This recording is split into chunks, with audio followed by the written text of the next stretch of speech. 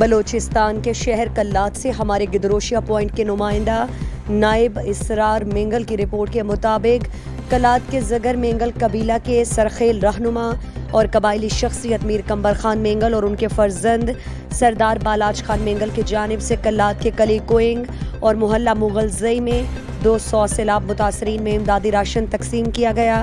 یہ امدادی سامان میر کمبر خان مینگل کے نمائندے نائب شوکت خان مینگل، ہاشم مینگل، منور مینگل، حاجی محمد انور اور ارسلان کی زیر نگرانی میں تقسیم ہوئے اور حقداروں کے حوالے کیے گئے۔ اس موقع پر سردار بالاج خان مینگل نے کہا کہ مشکل کی اس گھڑی میں سیلاب متاثرین کو ہم تنہا نہیں چھوڑ سکتے۔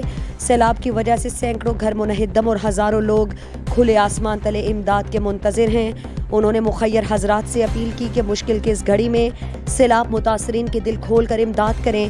حکومتی امداد ناکافی اور حقداروں تک نہیں پہنچ رہی بلکہ منظور نظر افراد میں تقسیم ہو رہی ہے۔ این جی اوز اور مخیر حضرات سیلاب متاثرین کی مدد کے لیے آگے آئیں۔ مزید دلچسپ معلومات اور خبروں سے آگاہ ہونے کے لیے Gedrosia point Facebook page, Instagram, Twitter کو فالو اور یوٹیوب چینل کو سبسکرائب کریں۔